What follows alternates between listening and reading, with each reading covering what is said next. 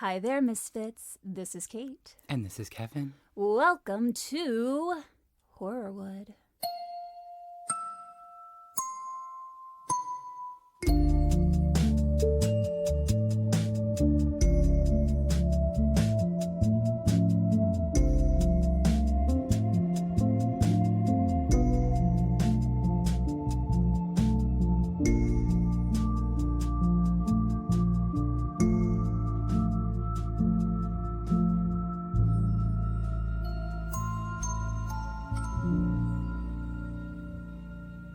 We are in the thick of October.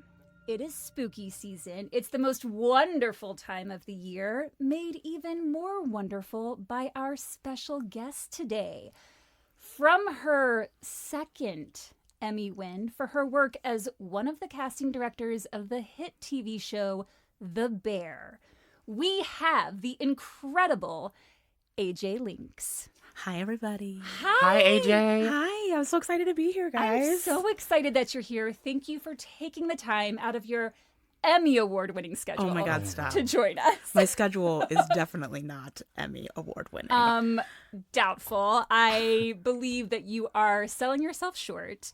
You have your own casting company now. I do. I had a little casting baby this year. Yeah. Love that. Congratulations. Thank you so much. So AJ and I go way back to when I back. first moved to Chicago because I was your intern. Oh my God, that's so crazy to think about, Kate. That's bananas. It's crazy. That's so funny. Back when I thought I was going to do casting. And then There's I so was much like, more to me now than that, though. It's so funny to think that that's where the root is. But yeah, Isn't that weird? it is weird. I thought that's what I wanted to do. And then I became a casting intern and I was like, oh, it's a lot of paperwork. And I don't like paperwork. So I was like, bye. To be fair, I still don't like it either, but here I am still doing it. You're amazing at your job. Thank you so much. Thank you. I'm really lucky to do the work that I do in this city. I love the actors here. I love all the theater here where I get to see the actors do more than I really get to see them do on camera. A lot of times I'm doing commercial work and I love my commercials, but it doesn't afford us the time to really meet the actor Sure. and see all of their capacity. A lot of people can eat a burger and act like they like it, Actually, that is not true. It's true. I've seen some people try to take that bite and smile, and I'm like, honey. Yeah, you. It's always a surprise when it goes wrong. But I like to say to my clients, hey, this person is amazing, but guess what? They can also be Ophelia. I saw them at Yeah. Chicago Shakes last week, and they're incredible. That's what I love about this city is that there's so much theater, and what I think a lot of actors don't realize, and this is not like an actor fest, I promise, but the thing that I think a lot of people who don't live here don't realize is that a lot of those actors on stage, the way they get into the TV shows, the movies, the commercials, is because people here go and see theater. Casting directors go and see theater, and they're like, oh my God, that guy's amazing. Like, let's get him booked. 100%. There's no real film actor in Chicago that's not doing theater. Yeah. Everyone kind of does both. Yeah, for sure. If we sound a little different than usual, it's because we are out of the crime closet today and in an actual, legit studio with actual sound dampening. I'm still taking this in, Kate, because this is a 180 from the closet, which I have come to love. I mean, by the way. crime closet is... It's very calm. It's very comfortable. It has our portal mirror. It does. We've We've conjured summoned a lot ghosts of things. there. We've summoned demons. One followed us the other day Truth. with the dowsing rods. Yeah, I'm not sure if they followed us or that was a new one. Okay, I love it. But there are actual sound dampening pedals? All of it. All of it. And I'm here for all of it. We are at Tightrope Recording in Chicago, and huge shout out to them. They happen to have the studio available. I was like, we'll take it. We need it because there are 3 of us, and there's usually just 2. So this is amazing. All right, AJ, Yes. let's talk about the Emmys for just a second. Let's do it. Yay. So you were part of a team of casting directors for The Bear, and you Yes. worked on the first 2 seasons of the show. Yeah, so I was working at Pascal Rudnicki Casting, which is an incredible film and TV and theater, all things casting office in Chicago. So I was working with Mickey Pascal and Jennifer Rudnicki, who run that office. I was still working there at the time. So the 3 of us were the casting directors locally that did all of the Chicago casting. So we aren't responsible for Jeremy being Carmen. Sure. You know, that's the wonderful work of Jeannie Bacharach and the rest of the team. But we did all of these other chefs, all these other little roles that Mickey says, you know, is the garnish on the plate. Yes. You know, if the garnish is wrong, the plate's all off. So I did seasons 1 and 2 with them, like you said, Kate, and then they've continued on. They've done season 3 and will do season 4. I think that's coming. Right on. So I have a burning question to ask Burning you. questions, go. I have always wanted to know, when it's a team of people that win, do you have to share the one award statue, or does everyone get their own Emmy? Okay, this is a great question because I also thought this to myself and did not know until I was there. Tell me. I'm going to dispel some secrets. Okay, please do. I'm excited. The Emmy on stage is not the Emmy you keep. Oh. It's a stage Emmy. There are 2 of them. What? Okay. Okay. Did not know that. Whoa. So they hand it to you and you're like, thank you so much. And then on your way out to the backstage, you hand it back to the person on stage because they're about to hand it back to somebody again. Stop. It's The a stage Emmy. handoff. It's a handoff, yeah. Then you go backstage and there's this it's gorgeous back there. There's like more than life size. It's probably a 4 times my body size Emmy that you stand then in front of backstage while like the ceremony is still going. Oh, wow. And all of you can give your acceptance speech. So Okay. they limit you to 1 person On stage. on stage. Sure. People break that rule. Of course. But we're rule followers, so we didn't break that rule. Okay. Jeannie gave beautiful speeches both times that we won, and then we all got to give our little speeches, and then you go back and you sign this little book next to your name, and then you get your Emmy. It's like going to a bar, but all of the bottles behind the bar are all Emmys. I love this. So you have your own statue. I have 2 of my own statues. That's right. 2 Emmys, 2 statues. That's amazing. I'm really actually glad to hear that because I thought that it was 1 Emmy and that it would just go to like 1 person's office. Oh, Kate, I would have totally mean girled it though and been like, let's all break that apart and throw that out. You get a piece and you get a piece. Oh, correct. That's the speech after the stage part is like Correct. just breaking apart the Yeah, handoff Emmy. smashing the Emmy and then just tossing out all the Love crumbs it. of the Emmy to all of us. No, so we all get our own. What I also didn't know is that on the bottom of an Emmy there are like rules and regulations. What? Okay, so I'm a Jew, but have you seen the Santa Claus with Tim Allen? Yeah. Yes. We actually did a Patreon episode about it. Okay. On the bottom of the card, when he's like getting the job of Santa. Yes. And then he goes up to the North Pole and they're like, but did you read the fine print? And he's like, excuse me, the fine print? And they put it in front. That's exactly what this feels like. You're like, you're holding your Emmy and you're like, wait a minute, is there something on the bottom of this? And then you look at it and there are like 4 rules. What are the rules? Okay, I don't even know if I remember all of them, but I definitely know that one of them is that you cannot sell an Emmy. I mean, who would want... Well, I could see why people would want to. And like if, you know, I pass away and I give it to someone and then they give it to someone and then it doesn't mean anything, they want to sell it and hopefully it's worth something, they cannot. If the Emmy Okay. is found to be sold, the Television Academy will track you down. They will take that Emmy and they will put it into some sort of vault. Oh, no. Very exclusive about their Emmys. Okay. Very exclusive. It's like for Emmy's history. I love it. Yeah, I love who it. knew? I love to think that there's some like cavern of like Emmys that have been reclaimed by the Academy, and they're just like sitting there, and there's like an old witch that guards the entrance. It's just like... Margaret Hamilton. She's just like, hi. She was amazing. So all those Emmys that I bought on eBay are fake? I know, Kate. Kate. Yeah, you're gonna have to return them. Shit. It's good that they didn't like make you buy it, because I've heard with some awards, like if you're a producer on, I've heard that too. like they make you purchase the little gosh. statue. Yeah, And those are like, I think they would be expensive. I would Yeah. think. I mean, I don't know, but I would think. I've never bought or sold one. Okay, Love it. you heard it here. So Academy, she's good. You got to go back out to California for did. that. You're originally from California, yes? Yeah, but from Northern California. Like San Francisco area? Born in San Francisco, but my dad lived there when I was growing up. My parents are divorced. And then my mom moved up to like the Sonoma County area with her husband. So born and raised in like the wine country for the most part. And that is exactly what we're talking about today. The wine country? We're talking about Sonoma, baby. Oh, I'm so excited. So I'm curious if you've heard of the place that we're going to discuss, or if you've been there. We're talking about the Sebastiani Theatre in Sonoma, California. Have you been? Have you heard of it? I have been. You've been? I have been. I'm so excited for that. Okay, Sonoma is crazy haunted, apparently. What? Oh, yeah. I had no idea until I started researching this episode. Crazy haunted. I'm so excited to go back home now and go find all these places. Okay, let's do this. I'm locked in. All right.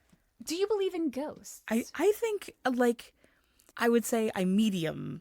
I dabble. I sort of believe. Yes. All right. Well, that is the perfect energy we need for today. One area that seems to be sort of a hub for the paranormal activity is the Sonoma Plaza, which is where the Sebastiani Theatre is located. And I can tell by your face right now, you have been to that plaza. Like, I have walked this square, you guys, more times than I can count. Like, oh my God, it's so funny that we're talking about this area to me. It's not my, like, exact hometown. I grew up in Santa Rosa, which is kind of over a hill, but I have spent an outrageous amount of time in this, like, mile radius. This excites me to no end because I think you are going to connect with the story. I mean, Kate, PJ and I got married like a mile from here. And didn't you get married on Halloween? We did get married on Halloween. So, our 4-year anniversary is in a couple weeks. Did you do a themed wedding? Okay, so no. Okay, no worries. Like I did not walk down the aisle in costume. I was in wedding gown. However, night before the wedding, my husband's from Detroit. I'm from San Francisco Bay Area. We did like a Chicago dog, Detroit dog taste test situation, and my nieces who were there, we like did like a little Halloween costume thing. Fun. Oh, very cool. Yeah, I love it. I just remember when we made the videos for you guys, Matt and I were in our skeleton onesies, literally the only costume that we own. We're working on that. But yeah, we did skeleton onesies because we're like, their wedding's on Halloween, so we gotta spook it up. It was perfect. Amazing. When we think of Sonoma, most of us probably think of wine country. Oh, delicious. And we're going to talk about the area, the specific history of that area and why it's said to be haunted. And then, of course, we're going to get into the theater. But before the wine, before the vineyards, before the tourists and the movies that have filmed there, Sonoma was home to indigenous peoples who'd been doing just fine for thousands of years. We covered a portion of California's history in our Griffith Park episode. So listeners, some of this might sound familiar to you. I'm just going to do a little review. Love it. The indigenous people belonged to different tribes, which each had their own villages, their own languages, their own customs. They were incredibly self-sufficient and lived off the land. They were skilled hunters. They participated in a trade system with neighboring villages. They practiced their own religions. They were storytellers and craftsmen, and families were really tight-knit. Like I said, doing just fine Typical. On their own. Mm-hmm. Yep, typical. And then the white people show up. Then in the 1500s, Spain set its sights on Mexico, which at that time included the land we now know as California. Mexico was rich in silver and gold, and Spain wanted it. They said, gimme. They also wanted to expand their European territory and claim the land before other countries could. In 1521, the Spanish were successful in ending the Aztec Empire and occupying Mexico. They said, this is now New Spain, and it's all ours, and no one else can have it. I just want to quickly remind you, Kate. Kate and I were downtown the other day, AJ, and there was a Columbus Day parade downtown. Which was quite surprising. Which was kind of insane because I don't necessarily think we celebrate that anymore, right? It was weird. It was weird. And there were thousands of people. There were thousands of people. That's so scary to me. It's bizarre. I just think people maybe aren't aware necessarily or just kind of ignore the fact of history. Well, and also like I've never woken up on a Columbus Day and been like, yay, a holiday to celebrate and give people gifts of plundering and pillaging. I don't know. Awful. No, and now it is Indigenous Peoples Day. Exactly. And if we're going to celebrate anything, Let's that's what we celebrate should be celebrating, if anything. And I thought it was weird because the news even labeled it Columbus Day Parade. Bizarre to me. Out of touch. Yeah. In 1521, the Spanish were successful in ending the Aztec Empire. I think I already said this, and that's okay. And occupying Mexico. They stayed mostly in the area that we now know as Mexico, and for a long time, they didn't bother to venture further north into what we know as California. They didn't really see much value in the land thanks to one Spanish explorer named Juan Cabrillo, who checked California out and was like, it's all right. It's like not worth anything calling home about, but, it's fine. Ugh, Juan, you're wrong. Totally wrong. But the Spanish were like, okay, well, Juan says no big deal, so we don't need to go there. They didn't feel the need to use their resources on worthless old California up there, so they kept their focus on Mexico and the Caribbean. But then in the 1600s, Britain started setting up some colonies on the east coast of North America. And the Spanish were like, okay, we see you. We're going to keep an eye on you, but you just stay over there.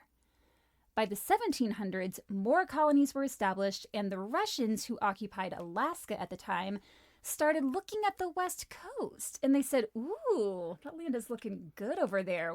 What's that all about? They did not have Juan check it out. They had someone else check it out. Exactly. Yes. Got it. By then, Juan was very much dead. So dead. Wow. Well, right. It's been It's been a couple hundred years. Right. Yeah, that would be impressive. But you did ask if I believed in ghosts, so who knows? There you go. Spain said, yikes, these other countries are moving in from both sides. We need to establish our presence in that land to the north. Make sure they know we run this town. All the towns. So they did what they had been doing in Mexico, which was they began setting up missions. This meant invading the land already occupied by indigenous peoples, enslaving them, and forcing them into unpaid labor. These Native Americans were forced to construct the buildings of the missions, farm the land, and abandon their own culture and language and religion to instead follow the customs of the Spanish and accept Christianity. The Spanish used Christianity to control the Native Americans, and anyone who didn't follow orders had to pay the consequences. Rape, torture, and death were common punishments. As the missions made their way up along the coast, the tribes in what is now Sonoma were safe for the time being. In 1821, 300 years after Spain occupied Mexico, Mexico won its independence. And New Spain, which included the land of California, became Mexico. Got it. Spain hadn't invaded Sonoma before this happened. So with Spain out of there, the native people of Sonoma were like, sweet, we don't have anything to worry about. They're not going to come and take over. So can I ask, so at this point, how much of California is New Spain? All of it. Okay, including Sonoma, they just haven't really been like messed with yet. Yes, exactly. Because the missions, they didn't go like San Diego, Los Angeles. They didn't go there because it was like, here's a few down here. Then they jump up to San Francisco. Then they come back down. But they had not gone as far north as Sonoma. Copy. So Sonoma's feeling good.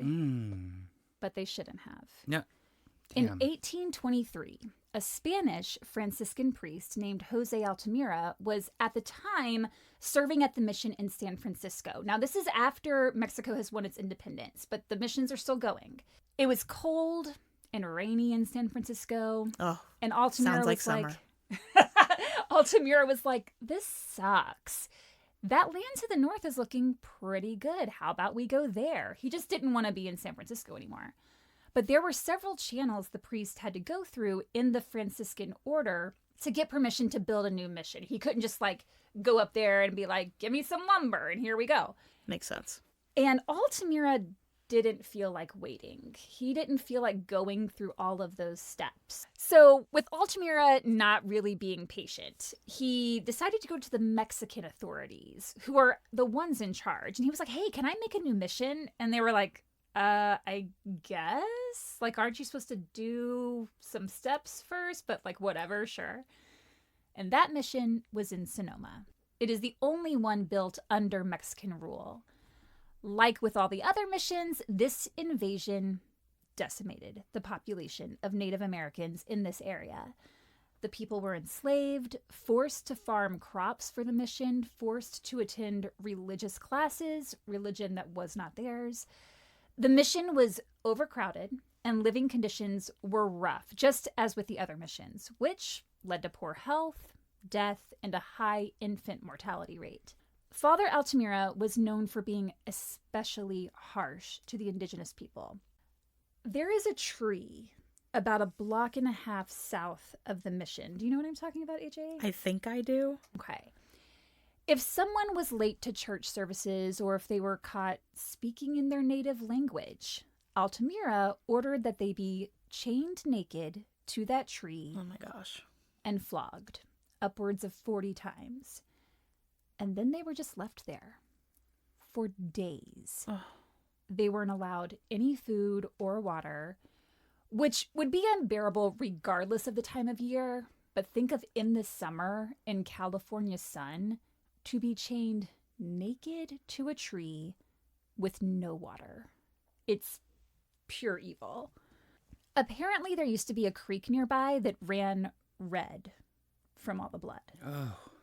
And this was before the area was built up, so there wasn't really anything obstructing the view of this torture. So plenty of people witnessed it. Many Native Americans lost their lives here. It is known as the whipping tree, and it still stands. It's in the parking lot of a shopping center these days, right by the plaza. And the mission is just up the street, so this is all right there at the Sonoma Plaza. It's very easy to see. If you go to visit the plaza, the mission still stands, and it's not obstructed by another business. You can actually, it's a historical landmark, so you can go visit the mission and walk in it, and then you can, as American as it is, you can then go get a piece of pizza at Mary's Pizza Shack, like 2 stories down. Bananas. Yeah. Oh my God. There are tours that take people to the tree, and the guide, before telling them the history, will have them put their hands on the trunk and ask them what they see or feel. And people say they feel like a deep sense of unhappiness, a feeling of loss, just like a really dark energy. And then the guide's like, well, let me tell you. And those who get the urge to go to the tree after midnight, I think they must do late tours, but also people probably just like go after midnight and check it out. They report hearing the cries of women because during the days of the mission, Native women would go to the tree and sing to the people chained up to try to give them strength. It's so beautiful and so awful. Yeah.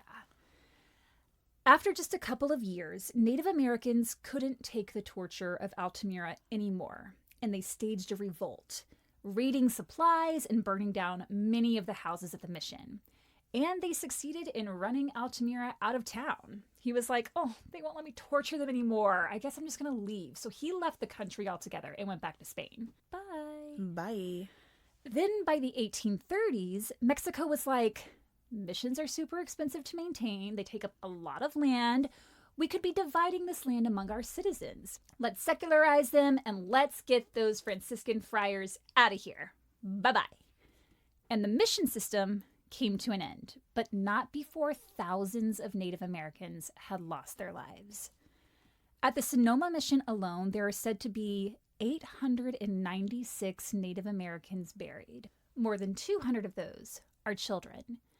These included people from the Coast Miwok, the Pomo, the Patwin, and the Wapo tribes. I mean, I would say that this genocide is like unimaginable to me, and at the same time, the genocide that we're witnessing right now feels so similar and evil in the same ways.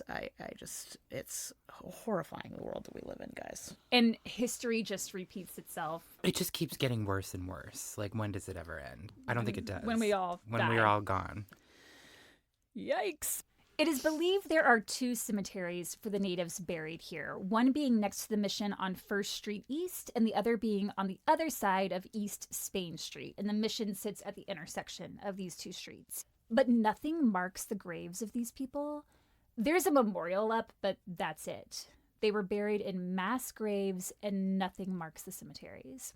And now that area is paved over and people drive over 1st Street East and East Spain Street every single day. I was going to say, I grew up there. I've never known this. And to say that they're buried there, I've never seen a cemetery. I was going to ask, like, I've never seen this. And that's horrifying. Because they didn't bother to leave any markers. Crazy. Yeah. Even today, there's nothing up there. There's nothing. And the only reason that, because they haven't done an archaeological dig, excavation, experiment, Sure. whatever, because number 1, cost, and 2, because the area is now so built up that they can't really. And now everything is a historic landmark, like everything around there is. Oh, so you can't fuck with it. You can't touch it. Yeah. And so they surmise that those cemeteries are where they are based on other missions, because other missions would have the cemeteries next to I see. the chapel.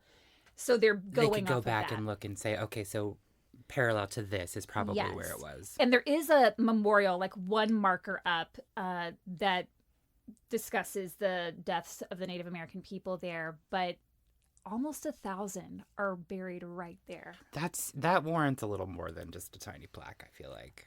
Yeah, like maybe a grave for each, but Yeah. that will never happen. Yeah, That will never of course. happen.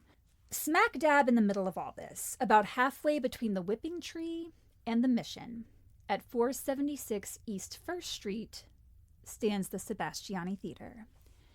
The Sebastiani Theatre is in Sonoma Plaza, and before we get into the theater, I want to talk a little bit about the plaza itself, because obviously this area has seen a lot of violence and devastation. General Mariano Guadalupe Vallejo was ordered by the governor to take over the Mission Village, so he began laying out the streets for the plaza, and it is 8 acres, and it's the largest town plaza in all of California. No way. Yeah, I thought that was crazy. It is really, it's very big. It doesn't feel like there's a lot there necessarily on the exact plot. Well, Yeah. I'm sure you're going to talk about this, but there are these like back alleyways that spur off of the main square that then it feels like, wait, there's 90 more businesses back here. I feel like you like have to know to walk Bananas. back there. Yeah. But it's huge. Because it's like a lot of greenery and fountains and stuff like that, and then the businesses are kind of like around the perimeter of it. I think. Is that right? Yeah, Okay. yeah, no, you're killing it. I Google Earthed it, and that's what it looked Yeah, like. killing it. Vallejo also gave Sonoma its name. According to anthropologists, it comes from the Wapo native language. So, TSO means earth or ground, and Noma means home or village. But I never knew that. yeah, but no one knows where Vallejo picked that up or why he started using it, but Sonoma it is. It's also nicknamed Valley of the Moon. No one really knows the origin because apparently some writers and reporters have they've basically made it up and they've tried to link it to the Native Americans. And like some said, oh, Sonoma means Valley of the Moon in a native language. It doesn't. And others said people in the valley can see the moon rise and set several times during the night. What? Nope, doesn't make sense. But Valley of the Moon sounds really pretty, so there it is. Americans started hearing about this Valley of the Moon and were like, that place sounds awesome. Let's check it out. Yeah, it does. So all these Americans started immigrating to Mexico because Sonoma was still part of Mexico at this time. There was such an influx that the Mexican government was like, whoa, whoa, whoa, you got to stop coming in here. But the Americans did it anyway. I just thought that was interesting when you look at immigration today because there was a time when the situation was reversed. Sonoma saw a lot of changes in the following years. There was a gold rush. California became a state. The first California winery was built in Sonoma, which I did not realize that was the first one there. It's the Buena Vista Winery, also super haunted. Have you been to it? I've not been to it. We're going to talk about a different winery, but I am going to touch on Buena Vista because it is not only the first one, but haunted because during construction, the wine cave collapsed. Oh my gosh. 19 Chinese workers were trapped inside. No rescue attempts were made to save the men. And people could hear them screaming, "Help us, help us." They all perished in the wine cave. This is so tragic. History's pretty dark. Yeah, man. Gosh. To this day, people at the winery have reported hearing men screaming, "Help us." Employees have seen full-bodied apparitions. They've heard banging on the floor when nothing is around. And the winery is not that far from the plaza. It's like 9 minutes. It took years for the Sonoma Plaza to become what it is today, which, like we were just saying, is full of beautiful greenery and fountains and businesses. And one businessman who made a huge contribution to it was Samuele Sebastiani. Sebastiani immigrated from Italy to America in 1895 when he was about 21 years old. He was a stonemason by trade, and when he got to the States, he earned a living hauling stones from the quarries of the Sonoma Hills, stones which were then used to build the streets of San Francisco. Oh, amazing. Yeah. It was a tough job, and he worked long-ass hours, but he was diligent about saving up the money he made. After 9 years of hauling stones, he'd saved enough money to purchase the equipment he needed to make wine. So he wasn't the first one making wine, but he was like, oh, there's some money there and I'm going to do it. In 1904, he made his first 500-gallon batch of wine and sold it out of the same cart he used to haul stones. So it was a multi-purpose cart. Oh my God, talk about minerality. That is so gross. Amazing. He would sell it in bulk to the local saloon, and they would then sell it to their customers. And as he developed a relationship with the saloon owner, he got to know the owner's daughter, Elvira Antoinette Eraldi. What a name. Right? I mean, Eraldi feels like it is very close to Geraldi, which reminds me of Princess Diaries, so I'm into it. You know what I mean? Wow, I love the connection that you just made there. I'm a California girly. We love Princess Diaries. I love this. Elvira Eraldi. She really has absolutely nothing to do with this episode, but I just had to say her name. You because can't it's leave amazing. it out. It's too good. Samuele and Elvira did eventually get married, and they had 4 kids together. Guys, I'm learning so much about my own hometown. I love it. I love it. Who knew? The internet did, where I got my information. After 5 years of selling wine out of his little mineral cart there, he had saved enough money to buy land in Sonoma County, which would become the site of the Sebastiani Winery. Okay, I just have to ask, because Yes. in your research, did you see how much was this property? Because it's going to break my heart to learn that it was so inexpensive. Oh, I'm sure it was inexpensive then. You know, I feel like I did come across it. I didn't write it down. So let's say it was $1.3 million. Oh my goodness. I do think that was around there of that time. Could be making it up. Probably am. Things were going swimmingly. For several years, he was supplying wine not only to Sonoma, but also to restaurants in San Francisco. And then Prohibition happened. Damn. 1920. But while other wineries were closing down, the Sebastiani Winery was the only one in Sonoma to stay open during this time because they claimed they were making medicinal wines Well, there's rocks in it. and wine for religious purposes. And this worked for several years. His customer base shrank a bit because obviously, not everyone is going to be needing to buy wine, but he was able to keep his staff employed. Do you think they used the blood of Christ thing to keep it going? Oh, we have to make this because how else are we going to take communion? Oh, yeah. I mean, that's exactly what he was doing. He was like, oh, it's for religious purposes. Genius. It I really like this is. guy. And he and Elvira are churning it Yeah, out. and love also it. we're keeping our employees employed. Yeah. That's the Let's thing. go. During Prohibition, I feel like that's so impressive. Absolutely. Good for him. But then the Great Depression hit. God. Man, this feels like 2020, does it not? Okay. I was just going to say, we needed Sebastiani during COVID. Right? Yeah. The community felt the impact hard. So many people were out of work, and Samuele's winery was suffering. The end of the 1920s into the early 30s was a difficult time for everyone, especially if your livelihood came from selling alcohol. So Samuele was like, I got to do something. My employees are suffering. My neighbors are suffering. My friends are losing jobs. So at his winery, as a means to keep his staff employed, he turned to canning fruits like peaches and pears. I was going to say agriculture. I mean, so Yep. much of California and this land is farmable. It makes total sense. Exactly. It kept the business going and allowed him to continue contributing to the city. The Sebastiani Vineyards and Winery still stands today. The business has been passed down from generation to generation, so I thought it would be fun if we tried some Sebastiani wine. Oh my God. I have glasses for everyone. Man, I'm so into this. A little taste test. We're just going to have a little morning wine. Morning morning wine? wine in the studio. Some Sebastiani wine. So, okay, Kate, what is so it's Sebastiani, but what is it? It's a 2022 Cabernet Sauvignon. Beautiful. The wine is rich and complex with vibrant aromas of blackberry and spices, along with flavors of red fruit and vanilla. We love to see it. We do. And also stones from the bottom of From a the cart. quarries. I just want cart wine. You know what I'm saying? Did you? Now that's a level. Did it come in a cart, Yeah. a barrel, a steel barrel? What are we talking? Right. Because cart wine, it's hard to find. It's rare. AJ, if you can reach this, it's for you. Kevin, I The have a glass Californian for has you. long arms. She can always reach the wine. I feel like that should be on a t-shirt. The Californian can always Always reach the wine. All right. I know that sounded like someone was peeing, but it wasn't. Kate, this is part of the new Patreon tier. Okay. Speaking of peeing, and this is not about pee, and I promise it's not going to gross you out, but before we started recording, I had to use the restroom out in the hallway. And so I go out there. I've never been here before, never used that restroom. And I needed to flush the toilet. And I was like, where is the flush thing? Because there are a lot of buttons involved. I like that you said flush thing. Isn't that the technical term? I mean, I guess I suppose. And I couldn't find the actual flush thing.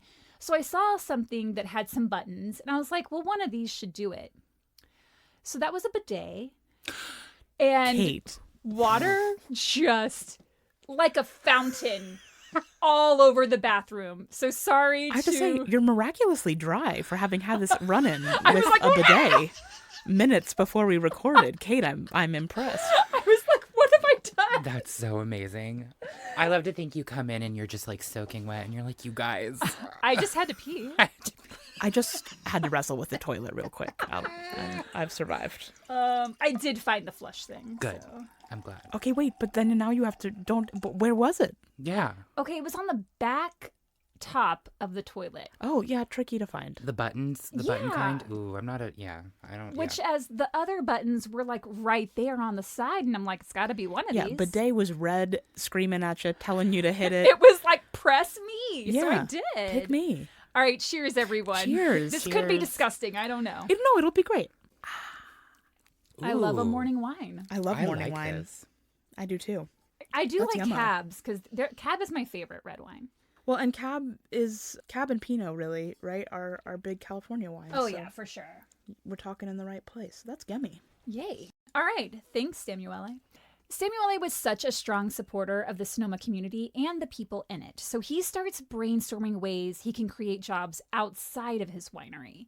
He began building up around the Sonoma Plaza, creating a skating rink, a motel, a meeting hall, and a theater. A beautiful theater. It looks amazing. It's gorgeous. In 1932, during the depths of the Great Depression, Samuele hired famed architect James W. Reed to design his theater. Decades earlier, James Reed, along with his brother Merritt, had designed the Hotel del Coronado, which I've mentioned on here before. Several productions have shot there, including Some Like It Hot, My Blue Heaven. I've been to that hotel. It's gorgeous. You've been? Yes. I'm so jealous. Wait, how have you not been to Hotel Del? I don't know. Husband, are you listening to this? Take me there. Isn't that hotel super haunted? Like it has like a very haunted past? I think so. We talked Yeah. about it, but I don't think we talked about that aspect. Right. No, we've mentioned it before, but I have seen like ghost shows that go to that hotel specifically. Yeah, it's really cool. I mean, because you have to travel over this very scary long bridge from San Diego to get to it because it's on an island. And it's terrifying. And I was there with my mom and I was driving, and I have never had an issue with bridges, but that one is like 2 miles long. That's scary. Just over water. Yeah, no, I could not do that. No. So, okay, so James Reed is the architect of that hotel and of the Sebastiani Theatre. Yep. Has other buildings, anything else come up? Because I feel like that name sounds so familiar to me. He's done all kinds of shit on Okay, the West makes Coast. sense. Lots of hotels and restaurants and theaters. Him and his brother. So they had a big business for a long time. I know nothing about architecture, so the fact that I was like, I know this guy, I was like, he must be famous. I love that you knew the name. However, in January of 1932, Merritt Reed passed away. And so his brother James said, you know what? I'm done. It's time to close up shop. But Samuele knew he wanted Reed for the job. And he said, please, just one more. I want you to design my theater. Spare no expense. So at 80 years old, James said, I got you. And began drawing up the design, which was in the Italian Renaissance style. Construction began in November of 1932. So Samuele is creating jobs. He's got all these construction workers now. The theater was built with a 60-foot by 80-foot stage and functions as both a movie theater as well as a place for live performances. Which I've I never feel seen like, a live show there, but I would imagine it's got to be really cool. I'm sure. Because you don't hear about that a lot where you have a movie theater and a live performance space that are the same spot. I know. It's like I wish the music box had like 30 more feet on it. Yeah. Yes, please. Because you have the beautiful organist, you have that amazing room. Yes. I almost wish you could, load a set onto it. Yeah. So CGMC did a performance there. I work for Chicago Gay Men's Chorus, and CGMC did a thing there with Jonathan Van Ness. Can I just say it's an honor to be talking to somebody who is close enough to that choir to call it CGMC? And you say it like so quickly, like it's casual. CGMC. I'm like, do you know what a big deal that is? That is so cool. He's the executive director of it, so he's kind of a big deal. I'm dead. Ghosts. You are now talking with the ghost of AJ Lakes. Ghosts. I love it. But they did a performance there with Jonathan Van Ness, and one line of people could stand on the stage, and then everybody else had to be in that part in front of it. And I was like, this would be so cool if there were just a little bit more room there. Just a little more depth. Yeah. So in addition to the stage, there's also a 60-foot-long foyer that's laid with mosaic tiles. Can you tell me about that? Because I kept reading about it, and it was like... It's gorgeous. I mean, to be honest, for those listeners that are from Chicago, it's a good comparison to make to think about the music box. Okay. Sort of the tile entryway, that like main walk-in, but it's all tiny little beautiful tiles. Cool. If you've been to Hearst Castle, a lot of this feels like it's part of Hearst Castle's design in some ways also. They're sort of similar. I don't even... What? I've never heard of that. Oh, Hearst y'all, Castle? You're going to have to do an episode about Hearst Castle, people. What? Okay, it's this crazy castle, William Randolph Hearst. Oh, Hearst Castle. Here we go. Okay, we have a whole... It's going to be a whole thing. Yeah, the decor and the tile work that is done in some of like the interior pools of Hearst Castle is akin to the design of this. Okay. This theater. Everything that I was reading about this theater is that it's like so ornate and just like gorgeous inside. Yeah, I mean it's similar to like, if you saw a really beautiful merry-go-round with all of like the beautiful detail that goes into painting something like that and lighting something like that, like at its full, most bright and like intricate, that's sort of what it feels like to be inside of this thing. Cool. That's really cool. May I just say, I saw Toy Story for the first time. I'm going to talk about it. Oh my God. Did you see the premiere? I did. So I went to middle school with Ben Lasseter, who is John Lasseter's son. Lore is that Andy is loosely based off of Ben / off of his other sons. Oh my God, my phone, edit me out. I'm so terrible. I'm sorry. So yeah, I went to middle school with Ben and was kind of adjacently friends with him, and he invited a lot of us to go along and see the film. Because so Toy Story, I mentioned this later in the episode, had its world premiere at the Sebastiani Theatre. That's huge. And you were there. It was. Didn't even know that when I was like, let's do an episode with AJ. This has all been quite this. Like, for the listeners that are not in this room, I just want you to know I am so surprised. I'm sitting in this chair. I came in not knowing anything that was going to happen to me today. I did not know the subject. I just knew it would be spooky. That is all I knew. And this is amazing. I'm loving every second of this. I could not have asked for a better day right now. So let's keep talking about this theater. Upstairs was a 5,000 square foot ballroom, which could also serve as a place for meetings and banquets. And not only was there heating, you guys, there was air conditioning in this theater. Groundbreaking. I'm sorry, in what year was there air conditioning? It opened in 1934. Oh my God, girl, I could go see a movie there in 1934. Like, give me that AC, let's go. Please. It was a huge deal. Like, people were so shocked that they could have heating and air conditioning because it just wasn't a big thing yet. Now I'm interested in like the history of heating and cooling. Well, get on that. I will. Let's do an episode. Once the theater opened on April 7th, 1934, about 450 people piled in at 30 cents a ticket to watch MGM's The Fugitive Lovers, starring Robert Montgomery, father of Bewitched star Elizabeth Montgomery, who likes to serve her guests hamburgers made of dog food. Oh my God, I remember that. Yeah, go listen to the Gig Young episodes if you haven't, because yikes. It's bananas. Yeah, have you heard about that? No. Okay. I'm horrified. Elizabeth Montgomery was a vibe.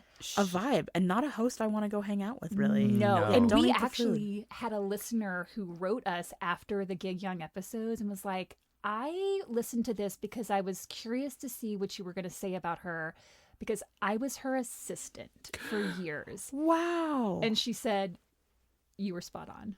Incredible. So Elizabeth Montgomery, maybe not so great. She's dead now. Well, yeah, pretty sure. Okay. You know what we're going to say she is. We'll figure. Yeah, there we go. If she isn't, hi. Come be on the show. Love you. Let's have dog food burgers in the park. Yikes. The opening of the theater was huge, and to this day, Sebastiani is still remembered for his contributions to Sonoma.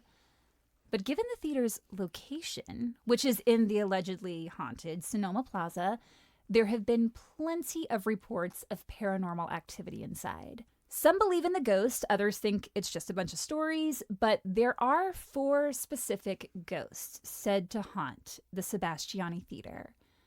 And we're going to start with Barbara. Barbara, the ghost. Barbara is said to have been the theater's first stage manager. During a live performance one evening, Barbara was walking along the catwalk above the stage. The catwalk, for any listeners who might be wondering, is a narrow walkway not far from the ceiling where equipment such as lighting is hung and technicians use the catwalk to access and adjust that equipment as needed.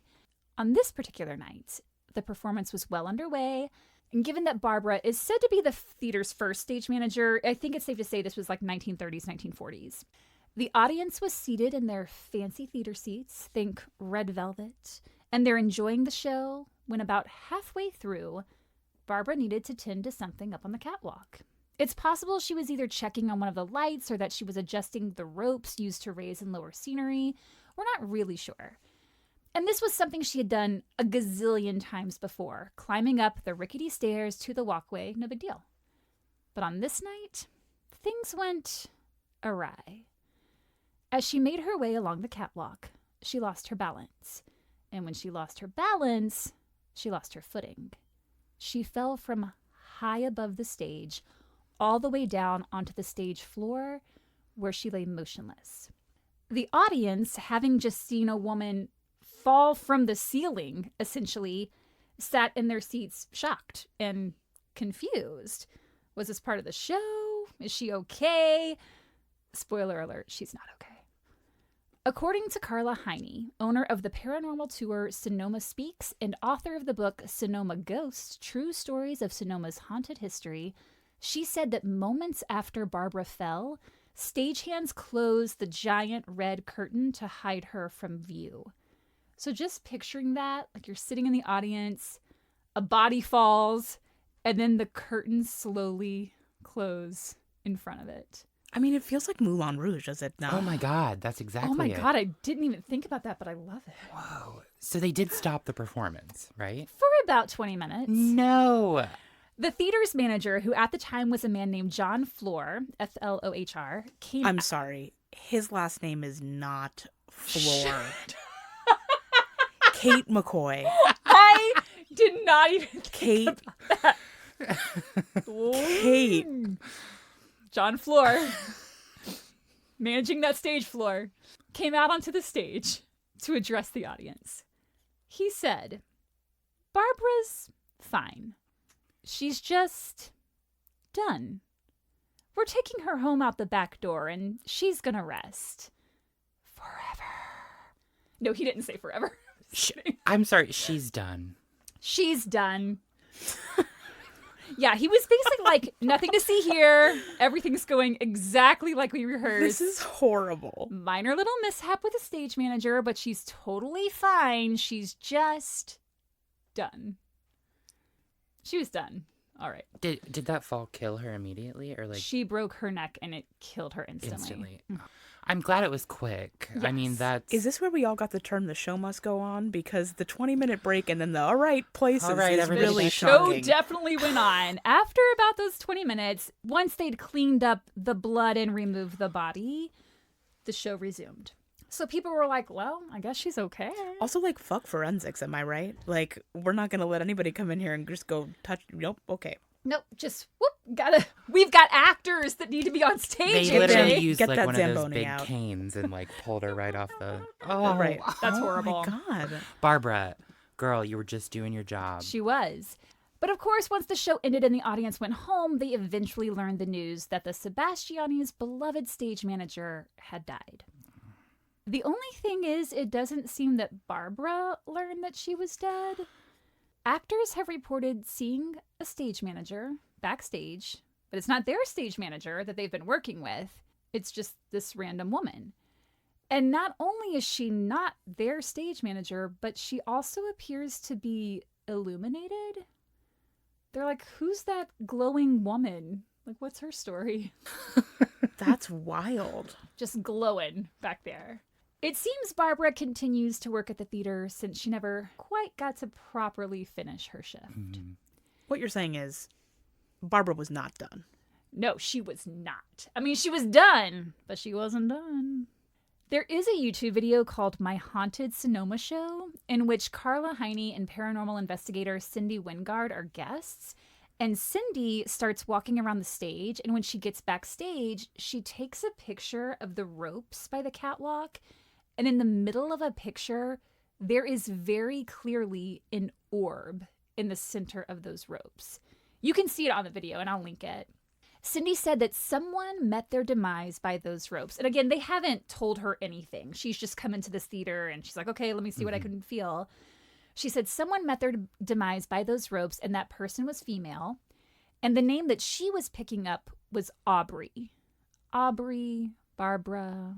There's some hard B's in There's there. pretty similar. Also, I feel like if Barbara's still there, like, if you're having a production there, bring her into it. Maybe be like, Barbara, if you want to take X, Y, and Z, you know, Yeah. if she wants to Dads, work. you want to call the show tonight? Yeah. Get on you it. call it. Yeah. I'm sure the stage manager on duty would love a break. I know. Like, give me a break. Barbara's going to handle it. Yeah. Nothing is going to go wrong because Yeah. she knows the ins and outs. She's got this. The next spirit that haunts the Sebastiani is that of a teenage girl. 16-year-old Kelly is always seen wearing a yellow drop-waist dress and appears in the mirror of the women's restroom. Nope.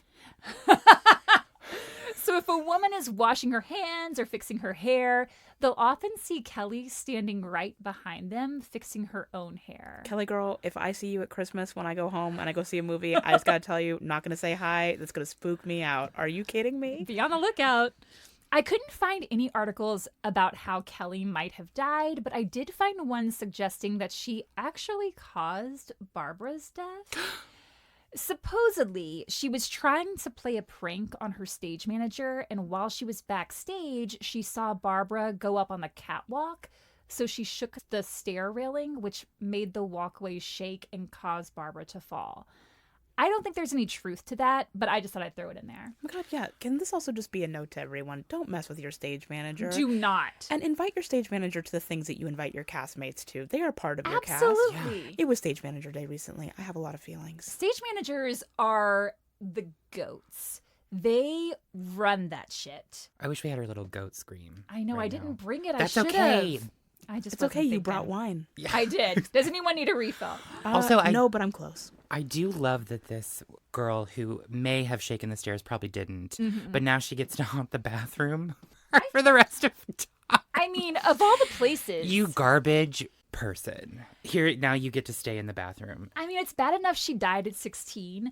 Oh, but then that's right. to be blamed for this other woman's death, and then, yeah, you're stuck in the You're a bathroom. toilet ghost? Yikes. No. Oh, I don't love a toilet ghost. I think I told you this in my ghost episode, but I always, like, when I worked in a haunted building in college, and I was in the bathroom, and that's where I would always feel like little hands I don't love little touch my hands. sides.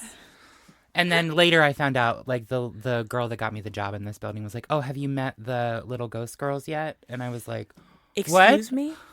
Awful. The little ghost girls? Yeah. I'm good. Little pokes on the side, and I was like, oh, what's that? I No, don't thank need to be you. poked or No. grabbed. No little ghost hands for me. Our next ghostie is a woman named Mary, who didn't work at the theater but loved going there as an audience member. And she likes to make herself known. So back to that video, My Haunted Sonoma Show, the three women, Jenny, the host, Cindy, and Carla, are standing center stage talking, and Cindy says, oh, I gotta stop you for just a second. The name Mary keeps coming up, and she wants to be known. She's going, Mary, Mary, Mary, like, say my name. Say my name, say my name. Oh, guys, And- that sounded really good. Oh, thank you. We harmonized, Kate. Did we? It's the studio. It is. These panels. These panels. Just because the listeners can't see it, I have to say there was a dance routine. It was very coordinated. We do tend to shimmy in unison. Yeah, it's a good look, guys. Thank you. Thanks. And Carla goes, I know who Mary is. She haunts the second row of seats. She's got a favorite seat right in the middle. And you know how theater seats go up and down when no one's sitting there? Or they go up when no one's sitting there? Apparently, this seat is always down. And apparently, if anyone tries to sit in that seat, there is a woman that appears and says, oh, you're in my seat. So people will apologize to her and be like, oh, I'm so sorry. I didn't know anyone was sitting here. And the woman will say, oh, it's fine. You couldn't have known. No, because if I paid for that seat, I'd pull out my ticket and be like, look at this, bitch, and like shove it in her face. And then she just disappears. I feel like it's not assigned seats, though. Oh, damn. Okay, never mind then. Yo, this is definitely not the Alamo. It's definitely general admission. Never mind. Okay, I take it back. But so here's my question. So this lady appears and she's like, "What is you couldn't have known?" You couldn't have known. Which creepy. Yeah. But then you get up and move into your general admission seat, and then nobody Presumably, she just has to spend the rest of the movie in the bathroom. hanging out with Kelly. With Kelly. Yeah. They all end up in the bathroom. Everyone always ends up in the bathroom. The fourth and final ghost of the Sebastiani Theatre is a male, and he is a much more malevolent force than the three females. The name Cindy picked up for this man is Philip, who likes to sit in the balcony and watch the shows. He's always very well dressed, a suit, a top hat, very dapper. All of this is according to Cindy. This is what she's getting. But he's also known as the Shadow Man. Carla Heine believes the Shadow Man is aligned with a demon. Oh. She said he tends to hang out on the left side of the balcony, which is where, according to her, a murder took place. Oh my gosh. This alleged murder involved a family in Sonoma who Robert Lynch, the former publisher of the Sonoma-Index Tribune, felt he needed to protect. Therefore, the murder wasn't reported on. It was kept very hush-hush. And people were like, well, what about that guy that was killed? And Lynch was like, what guy? What guy? No guy was killed. It's all good. I tried to dig a little deeper on this, and Robert Lynch was the publisher for that paper. And when the theater's former managers, Roger and Diana Roten, were asked about the murder, they said they couldn't prove or disprove it, but said there is a bullet hole in the projection room, which would be up there by the balcony. David Sisk and Ellen McFarland of the Napa City Ghosts and Legends Walking Tour did their own paranormal investigation of the theater, and they said they could hear footsteps pacing back and forth along the balcony, despite the fact that the balcony has been closed off for years. Even when the theater underwent renovations, the balcony wasn't touched. They said, we're just going to leave that area alone. David Sisk says he believes they didn't renovate it because the energy up there is just too dark and people are afraid to disturb it. Patrons have reported feeling that like there are a pair of eyes staring at them from the balcony and that something is trying to reach out to them. Spooky. Hard pass. I hate that. I hate that feeling of eyes. I worked in a... Sorry, it sounds like a weird Me thing too. to say. Just eyes everywhere. Eyes. Everywhere. I get up and run out of the thing. No, but I worked in an old vaudeville theater for a summer in West Virginia. And every time I'd have to go into the orchestra section in the dark to turn on the lights because the light switch was like at the front, it'd be completely dark. And that feeling like someone's watching you was always present. And I was like, I hate this. Oh, it's so icky. Yeah. Ugh. Someone was watching. Someone was watching. The theater turned 90 years old in April of this year, and in that time, it's been home to several notable events, like the world premiere of Toy Story. Whoa. That one was big. It was also where the 1941 film The Sea Wolf premiered. The movie was based on Jack London's novel. Jack London was one of Sonoma's most famous residents. He wrote Call of the Wild, White Fang, tons of others. Stars Edward G. Robinson and John Garfield, who both appeared in the film, attended the premiere, as well as Ronald Reagan. He wasn't in it. He was just there as an audience member. If you come to visit Sonoma County, I know everyone goes to go drink the wine, but you also have to go to Jack London State Park, which is gorgeous. You can go hiking. Oh, it's cool. unbelievable. If you're driving from Santa Rosa, like if you're driving, from San Francisco, you drive from Santa Rosa, you go into Sonoma, you'll pass it. Yeah, I read a little bit about it as I was researching this, and I was like, that sounds cool. It's gorgeous. The theater is also home to the Sonoma International Film Festival every year. If you decide to go to the Sebastiani Theatre, you'll be greeted by TRIXIE, a life-sized stuffed mannequin wearing cat-eye glasses. AJ is nodding. She has seen her many times. We always want to give her a high five. TRIXIE sits in the ticket taker booth, and I saw a picture. I honestly feel she might be scarier than the ghost. She's worse for wear, but it's okay. Yeah. Listen, it's okay. We don't judge. She hasn't been in the bathroom to see Kelly and get some tips in a while, but it's okay. She'll get there. Kelly could help her out. Yeah. Apparently she's very popular. She's been there for decades. And being that the theater is so old, they are working to update and renovate it. I'll post a link where you can donate if you feel so inclined.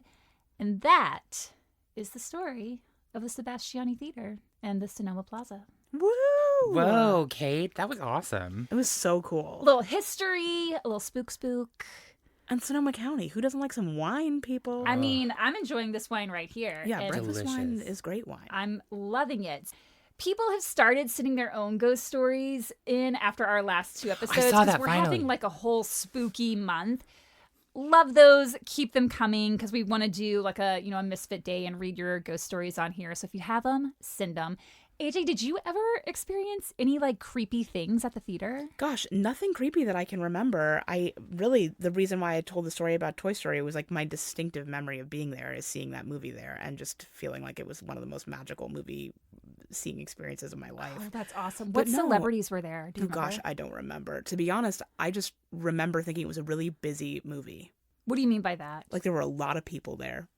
I remember like as a kid, I just sort of didn't process like what it meant. Yeah. That there were like I could see that people were getting their pictures taken in front, but I didn't quite put together like why or what was going on. Yeah. But no, I can't remember anything really creepy. And to be honest, I've spent so much time in that square, especially 2020 on. Yeah. I was in Sonoma County taking care of my mom during the pandemic, and so my husband and I moved out there for like 9 full months, and we spent a lot of time because the wineries were all closed. This is all like pre-vaccine. Really all we could do was walk around. So we went to Jack London State Park and we walked around the square.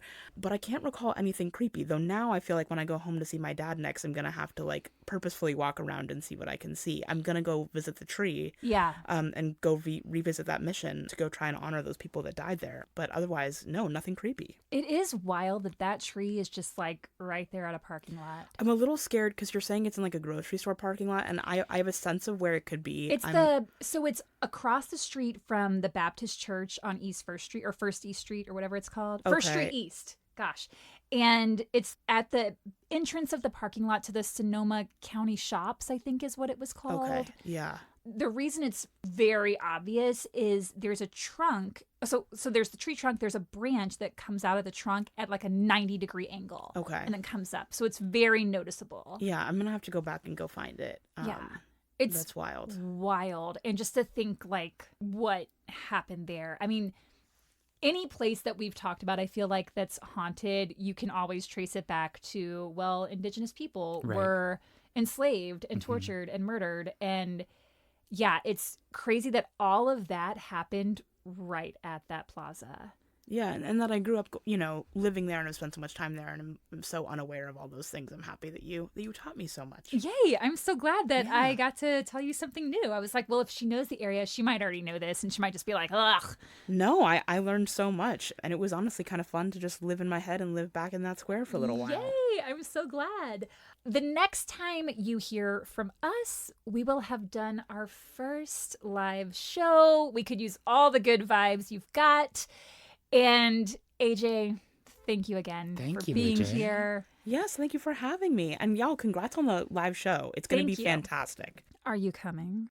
Okay. No, I was scared you were going to ask me that. I can't go because I had already committed to going to somebody else's show. And then you told me when I asked you what the day is. And then you told us and I was like, oh my God, it's terrible. I know.